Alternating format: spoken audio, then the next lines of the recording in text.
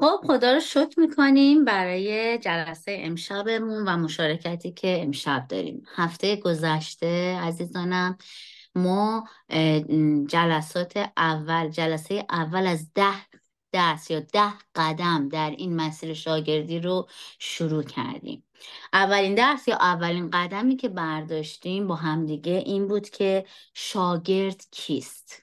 و چون میدونیم در مسیر شاگردی مسیح هستیم، گفتیم که اون کسی که پیرو عیسی مسیح هست شاگرد خونده میشه. اما گفتیم فقط ایمان آوردن به مسیح دلیل بر شاگردی ما نیست، بلکه اون عملکرد ما هست در مسیح که ما رو متمایز میکنه از بقیه.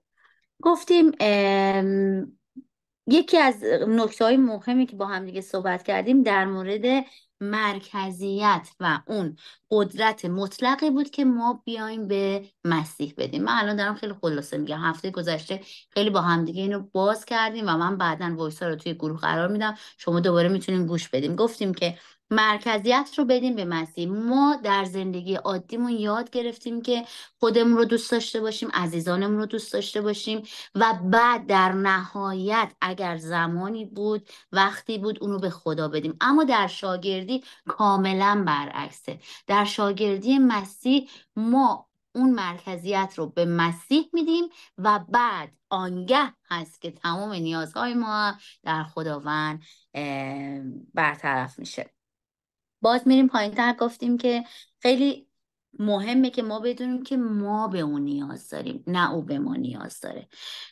بعضی وقتا بعضی اوقات میبینیم در کلیساها واعظین، کسایی که دارن بشارت میدن، به صورت اشتباه و ناخواسته یه جوری نشون میدن که میخوان نشون بدن که ببینین عیسی خیلی مظلومه، اصلا انقدر این واقعا عذاب کشیده، نگاه کن پشت در قلب تو وایستاده، توی سرما تو گرما، تو رو خدا این دره رو باز کن، بذار بیاد تو هم یه برکتی بگیرید. این کاملا اشتباهه، چون ما باید بدونیم که این ما هستیم که نیاز داریم که مسیح ما رو به عنوان انسانهای فانی، انسانهایی واقعا پر از گناه، پر از عیب و نقص انتخاب بکنه و درون این بدن بخواد سلطنت بکنه.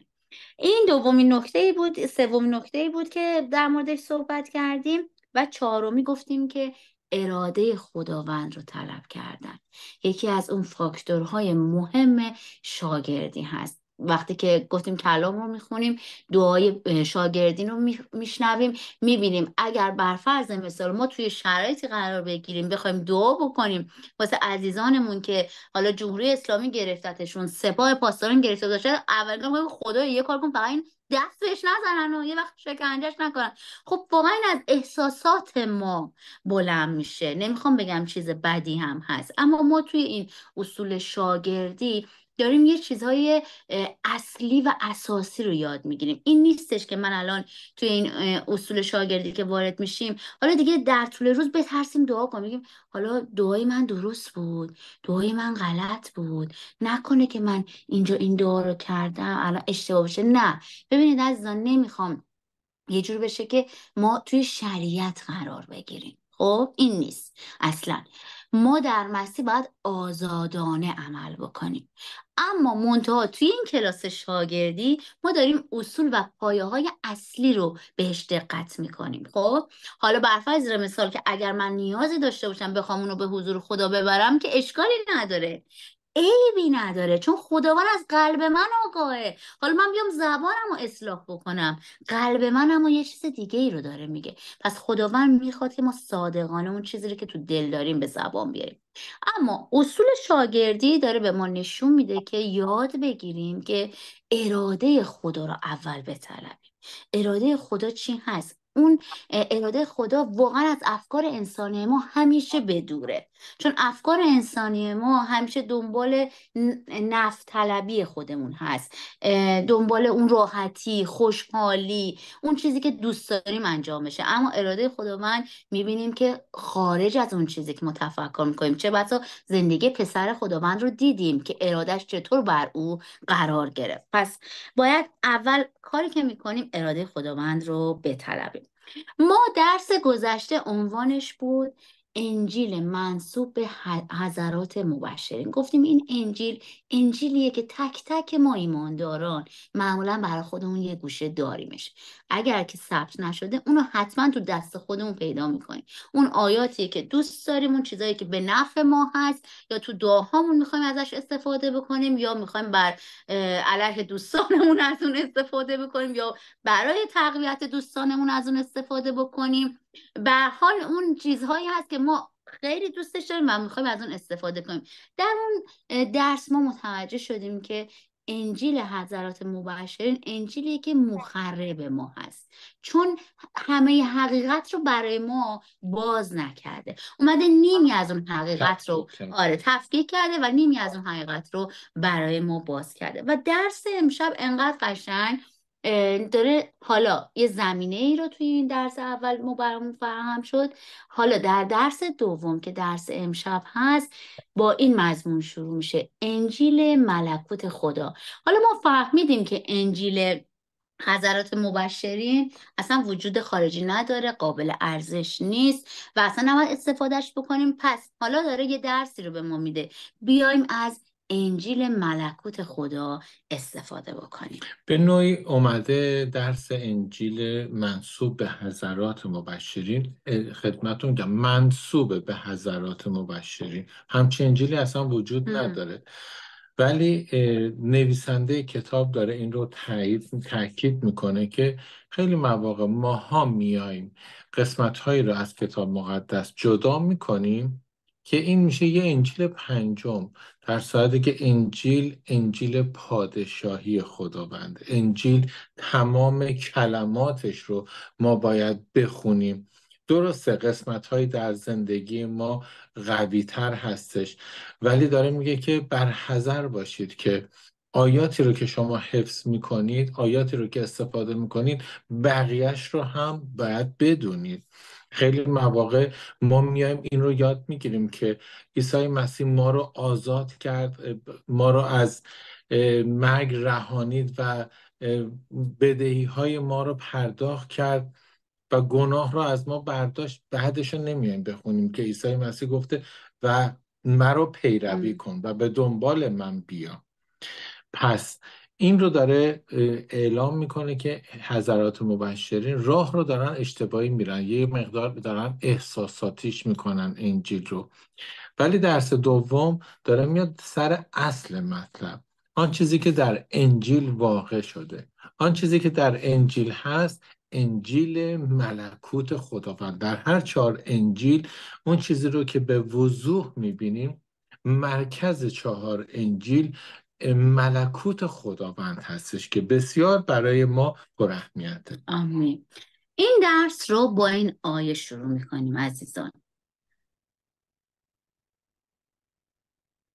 اوکی. با این آیه شروع میکنیم که میگه: بیایید نزد من ای تمامی زحمت کشان و گرانباران و من شما رو آرامی خواهم بخشید.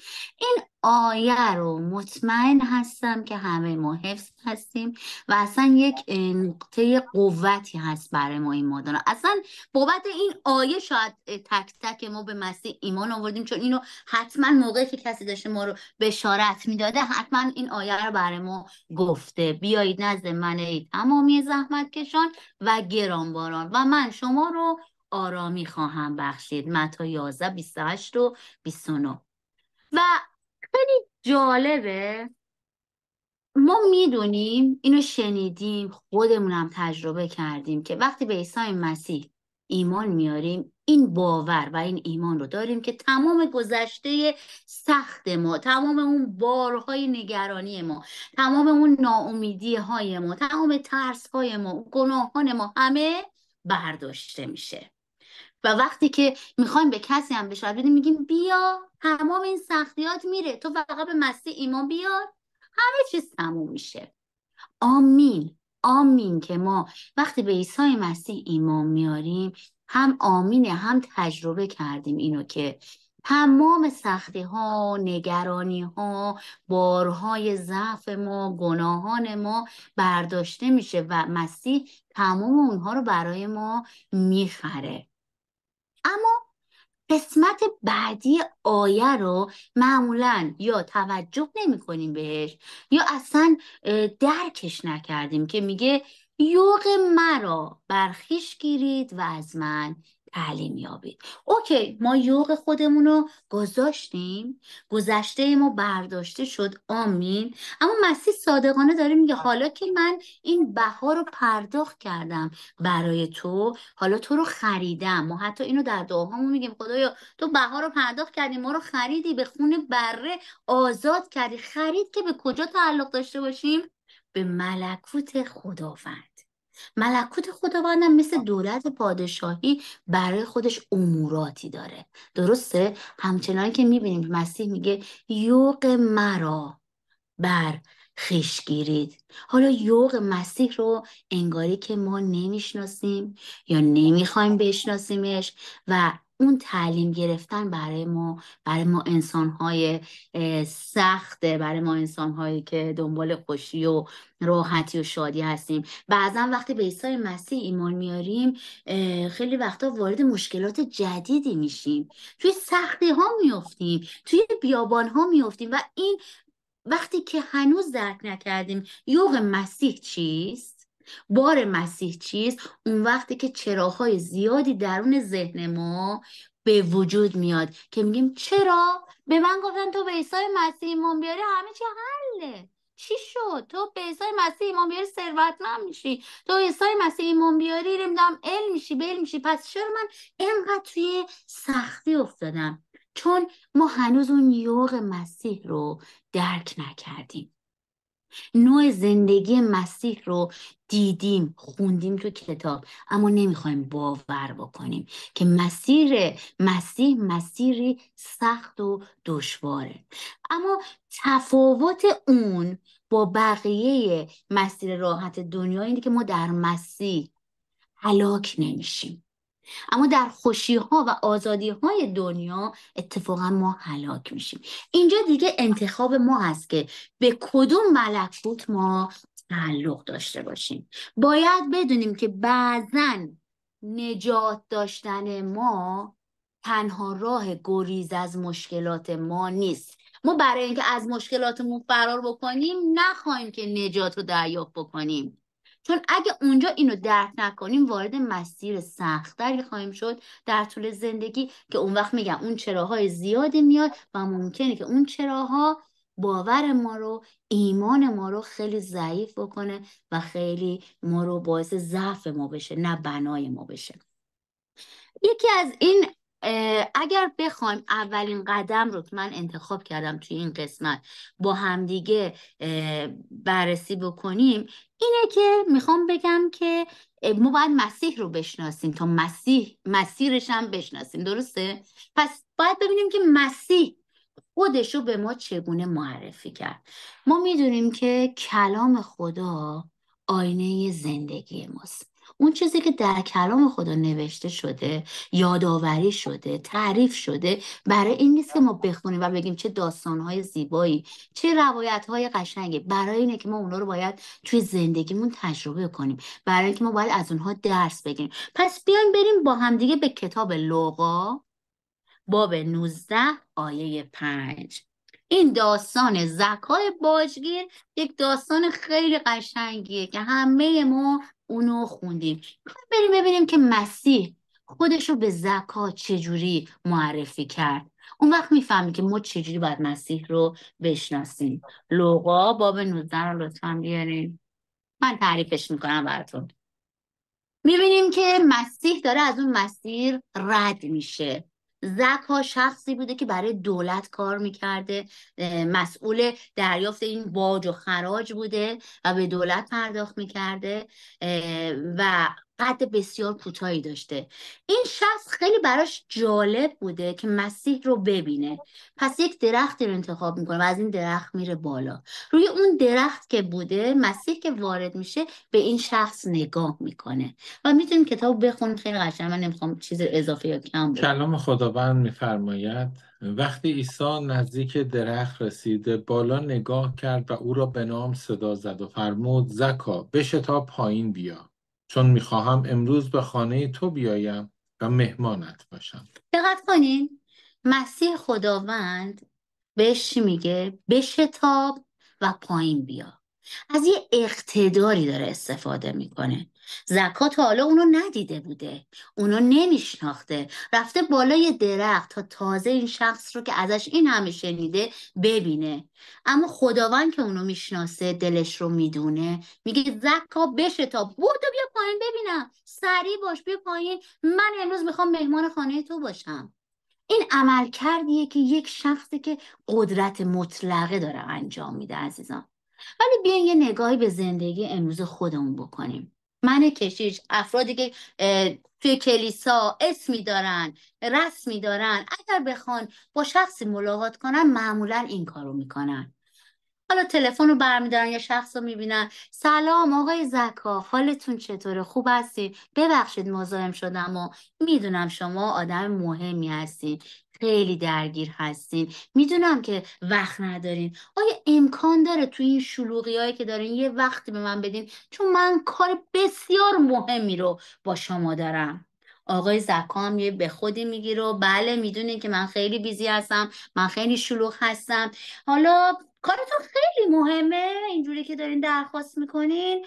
بعد میگه آره دیگه از نظر من خیلی مهمه، حالا نظر شما خیلی برای من مهمه آقای زکا، اگر وقت به من بدین من میخوام یه کار مهمی رو باشم. خب پس این هفته که وقتم پره، آقای زکا داره میگه این هفته که وقتم پره، چون من باید تمام این کارهای دولتی رو، حساب کتابا رو انجام بدم. حساب کتاب میکرده دیگه، فرد مهمی بوده. بعد تو هفته آینده ببینم یه وقت خالی پیدا بکنم، حتما آقای عیسی حتما این وقت رو به شما میدم تا ببینم کار مهم شما با من چیه. این چیزیه که امروزه داره اتفاق میفته. اما مسیح با اقتدار به زکا گفت زکا بیا پایین، من امروز میخوام مهمان خانه تو باشم. عزیزان این خیلی برای امروز سخته که ما بخوایم با شخص اینطور صحبت بکنیم. قرار نیست ما هم با شخص یا اشخاصی اینطور صحبت بکنیم. منظور صحبت من اینه که ما مسیح رو تو زندگیمون چی میبینیم، چشمای ما باز بشه. متوجه هستین؟ این که مسیح خودش رو چطور به شاگردان معرفی کرد. به خاطر همین شاگردان درک عمیقی از اون معرفی داشتن که خدا رو، مسیح رو مرکز زندگیشون قرار دادن و تمامی خودشون رو به مسیح تقدیم کردن و برای او ایستادن. میخوام بهتون بگم که امروز یه مسئله خیلی مهمی رو میخوایم با هم دیگه بررسی بکنیم. خیلی خیلی مهمه که در مورد نجات ما هست. حالا مسیح از اقتدار خودش استفاده میکنه، به زکا میگه بشتاب بیا پایین، من میخوام مهمون خانه تو باشم. و زکا حالا دومین نکته رو که خیلی بر من خیلی جالب بود، امروز داشتم این کتاب رو میخوندم و باز شد، اینه که انتخاب زکا چی بود. همونجور که گفتم تک تک ما که تو این گروه قرار گرفتیم یک انتخابی داشتیم، یک اشتیاقی داشتیم، با قلبمون اینجا قرار گرفتیم، دعوت شدیم، اما ما بودیم که انتخاب کردیم که در اینجا قرار بگیریم. همونطور که الان میگه دعوت شدگان بسیارن و برگزیدگان اندک. خب شما عزیزان همگی غیر از شما خیلی های دیگه هم میخواستن دعوت شدن و نتونستن باشن، انتخابشون چیز دیگه ای بود. الان شما که انتخاب کردین و در این کلاس باشین، مثل همون کاریه که زکا از بالای اون درخت سریع اومد پایین و سریع اطاعت کرد. میبینیم که اونا رو برد توی خونش و به اونها از اونها پذیرایی کرد. ببینید اشخاصی که تازه رسیده بودن، برای اولین بار دیدشون، همه اونا رو مسیح همراهایی داشته دیگه، با خودش برد توی خونش و باید ببینیم برخورد زنه زکات چی بود. امروز اگه باشه که خب ما از همچین چیزی رو نمیتونیم بپذیریم، یعنی در باورمون نمی گنجه یه دفعه یه عده‌ای بدون دعوت پاشن بیان خونه. زکا حتما در باز کرد، گفته خانم زود باش خونه رو جمع جور کن و اصلا دیگه فرصت جمع جور هم نیست، فقط غذا بیار. احتمالاً گفته من که اینا رو دعوت نکردم، خودشون رو دعوت کردن. اما میبینیم که زکا با تمام قلبش اونا رو میبره و ازشون پذیرایی میکنه. پایینتر این کلامو که میایم پایین میبینیم که مسیح میگه که امروز در این خانه نجات آمده است. خیلی واسم جالب بود. ما تعریفمون از نجات امروز یه چیز دیگه ایه. ما باید اصول روحانی برامون باز بشه، کسایی باشن این اصول رو برای ما تعریف بکنن، کسایی باشن قشنگ برای ما باز بکنن، یه مراحلی رو بریم جلو، ایمانمون رو اعلام بکنیم، این کار رو انجام بدیم. اوکی، اینا هم طبق کلام خدا هست. کجای این کلام، این داستان، این روایت میبینیم که این اصول روحانی برای زکا تعریف شد؟ چطور شد که مسیح خیلی راحت اعلام میکنه، مسیح خدا اعلام میکنه امروز در این خانه نجات آمده است؟ و این خیلی مهمه که چه کاری، چه عملی رو انجام داد زکا که نجات رو دریافت کرد و اطاعت کردن محض زکا بود عزیزان. ببینید، به شتاب پایین بیا، شتاف پایین اومد، من میخوام خونه تو مهمان باشم، سریع اونا رو مهمون خانش کرد و بعد خیلی قشنگ اطاعت کرد. این اطاعت کردن باعث این شد که نجات رو دریافت کنه. امروز میخوام یه نقطه خیلی کلیدی رو بهتون بگم که نجات ما عزیزان یک دعوت نبوده، بلکه یک فرمان بوده. یک فرمان بوده برای اینکه ما مسیح رو بپذیریم و اون ضمیر ناخودآگاه ما، اون قلب مشتاق حقیقت ما، اون قلب خداجو و خدا ترس ما تو این مسیر ما رو راهنمایی کردن، کمک کردن تا ما این اطاعت رو داشته باشیم و جزو خونده شدگان که بودیم حالا پذیرش شده ها باشیم.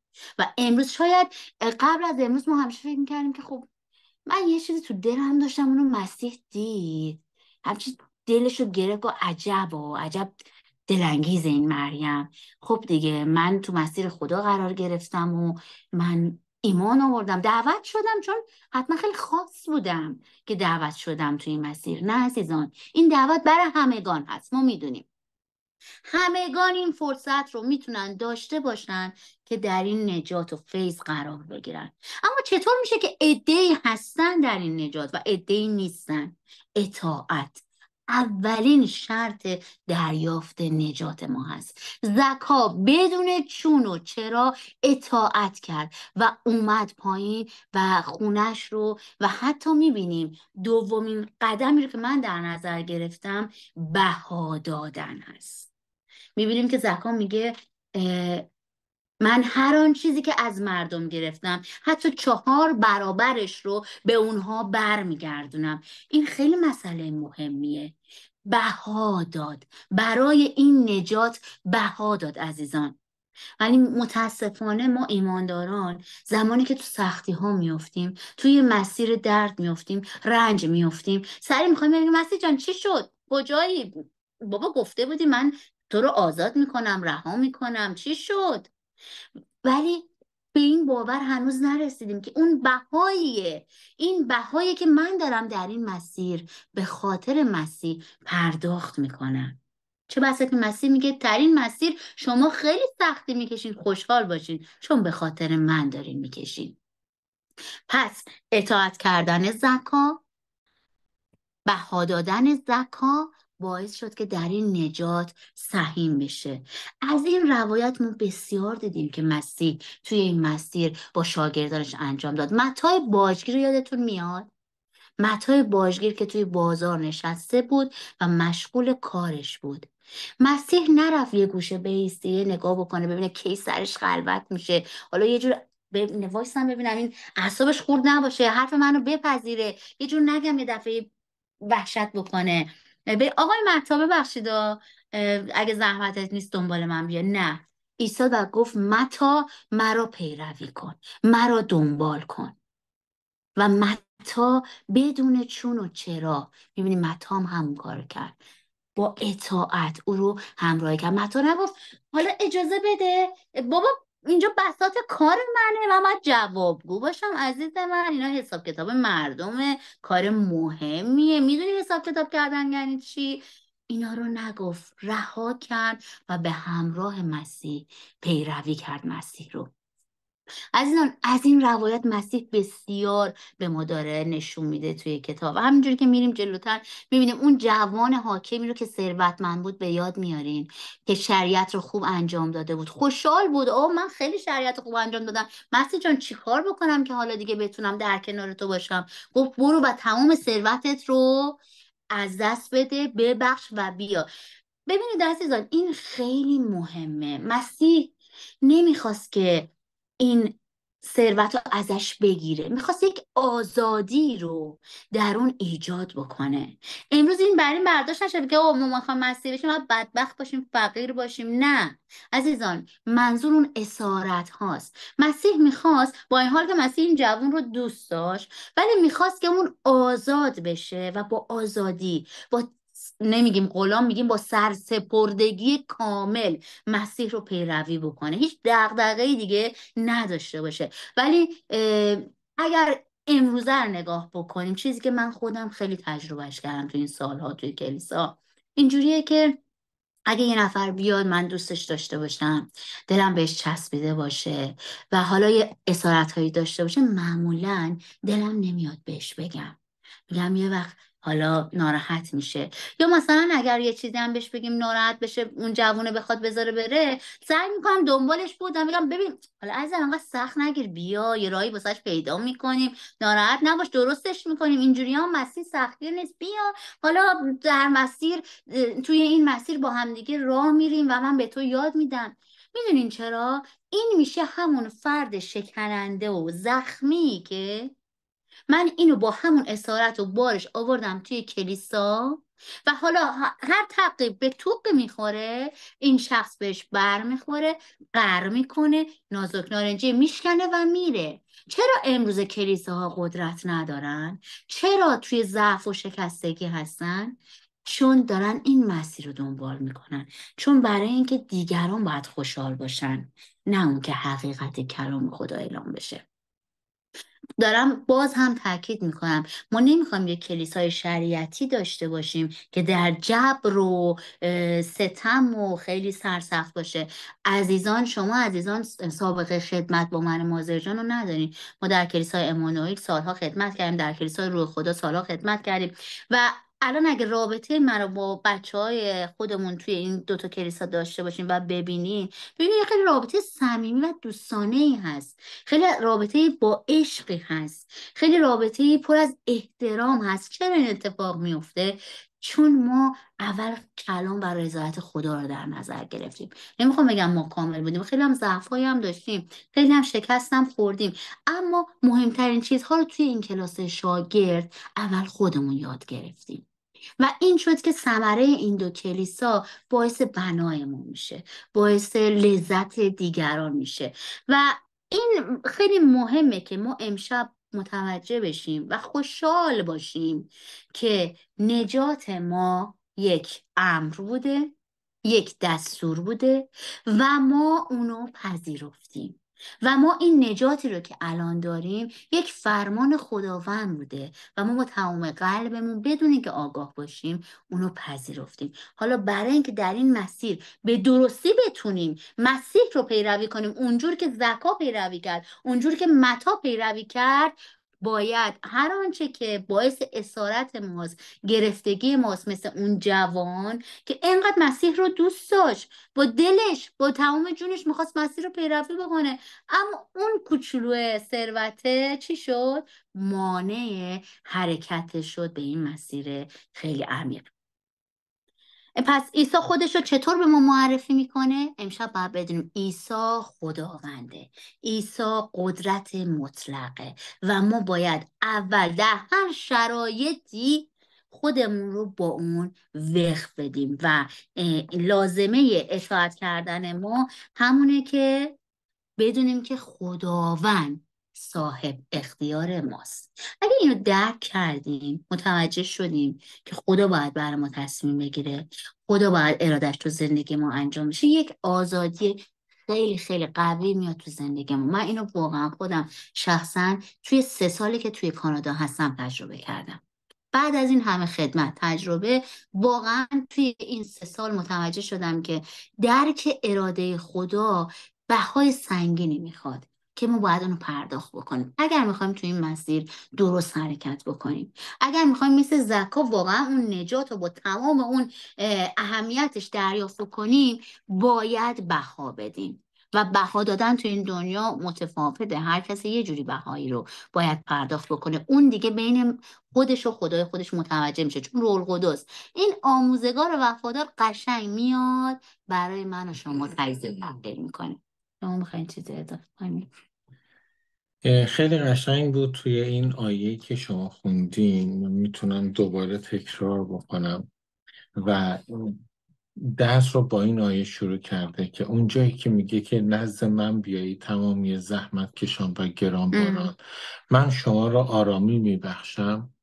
همه ما میدونیم که در حضور خداوند عیسی آرامی است. در حضور خداوند ما محبت و بخشش و یک آزادی است. ولی قسمت بعد داره خیلی قشنگ میگه که یوغ مرا بر خویش گیرید و از من تعلیم یابید. تعلیمی که خداوند عیسی به ما داد اطاعت بود، اطاعت بیچون و چراست. و زمانی که شما این چیزایی رو که اومدین رو تکرار کردین، داره از یک اطاعت صحبت میکنه، اطاعتی که باعث میشه که نجات ما محکم و مستحکم تر باشه. خیلی مواقع عزیزانی رو ما در کلیسا دیدیم که میان دعا میخونن، گریه میکنن، زانو میزنن، دلشون رو به عیسی مسیح میدن و میبینیم که سالیان بعد برمیگرد میگه که میشه دوباره من دعای نجات رو بخونم، چون که اون روز درک نکرده بودم، لمس نکرده بودم، ولی امروز از تمام وجودم این رو حس کردم که عیسی مسیح خداونده و میخوام دوباره دلمو بدم. میبینیم که در اون زمان یک عملی انجام شده ولی اون توبه واقعی انجام نشده.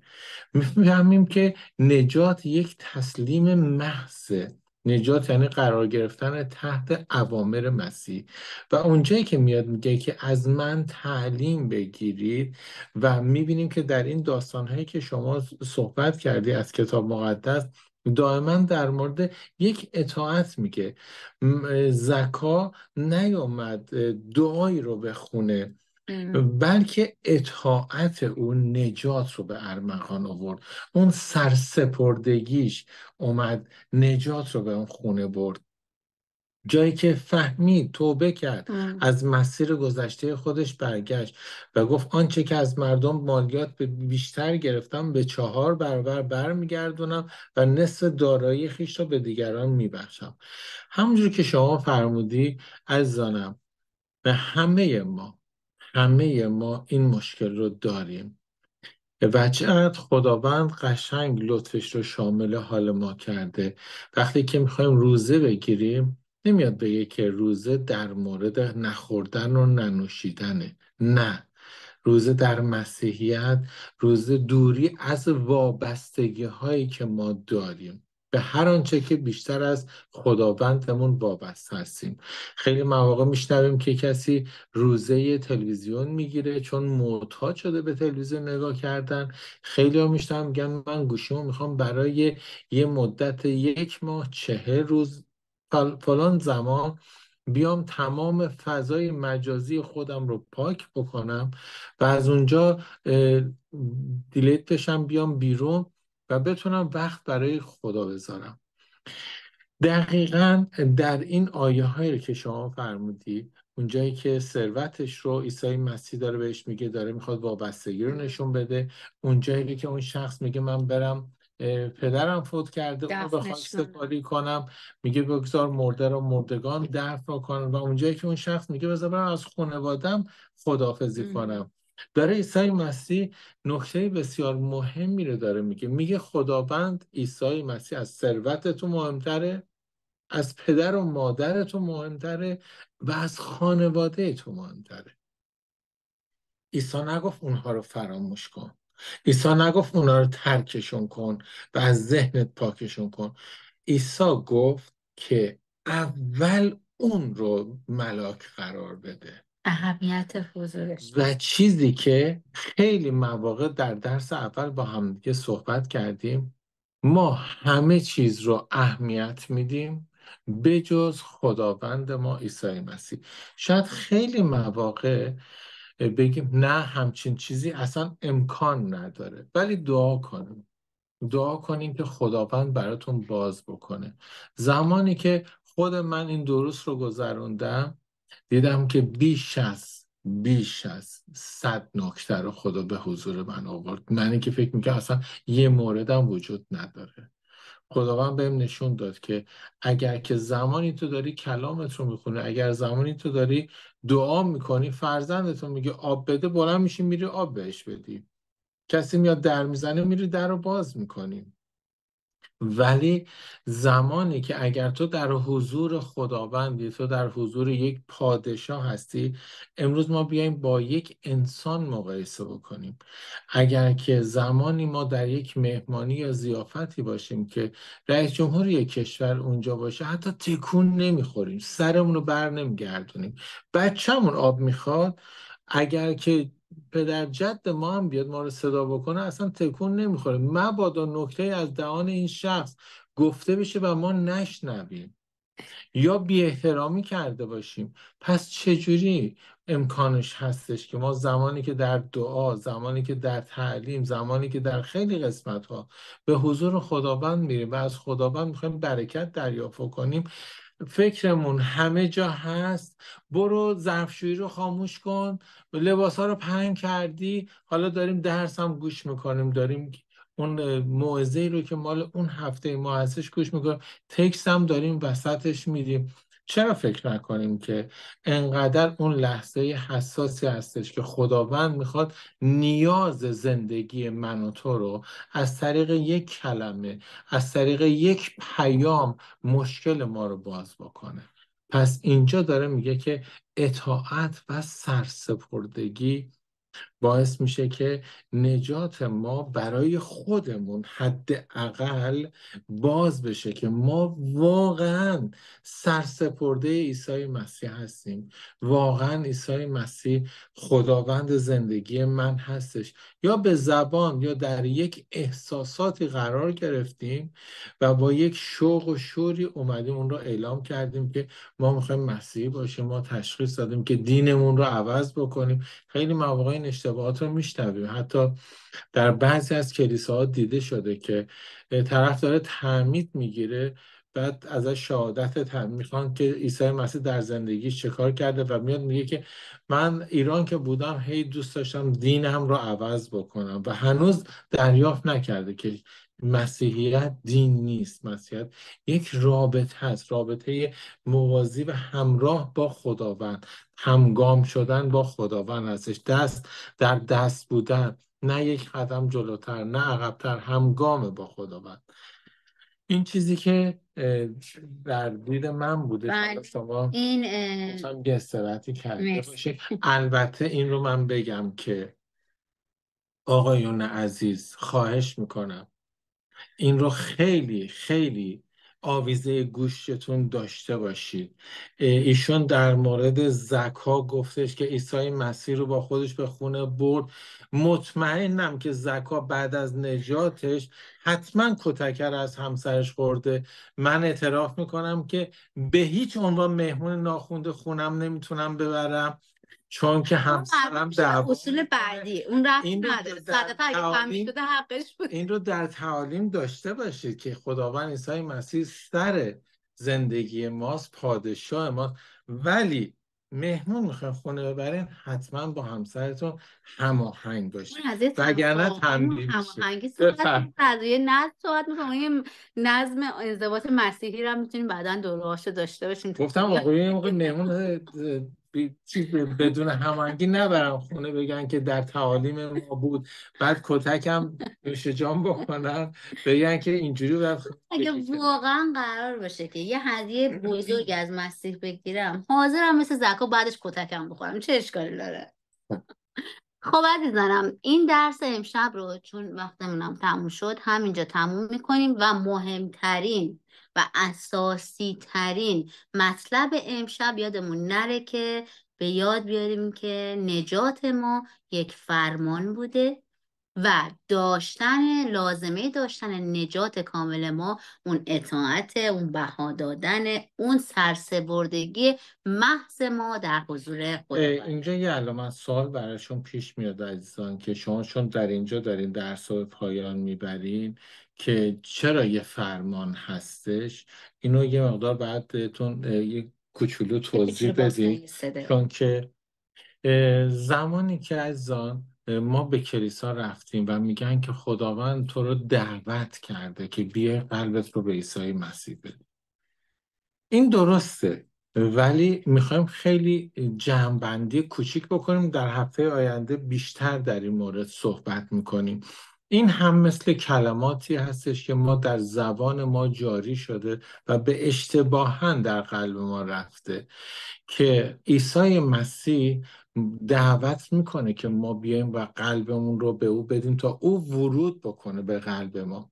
ولی وقتی که نگاه بکنین میبینیم که اگر که من یا شما بخوایم همدیگر رو به یک مهمانی دعوت بکنیم، میگیم که برادرم، خواهرم، آیا مایل هستی که مهمان من بریم تیم هورتون یک کافه رو نوش جان بکنی؟ وقتی که شما بگی که نه، خب این یک دعوته. ولی زمانی هستش که میگم باید با من بیای.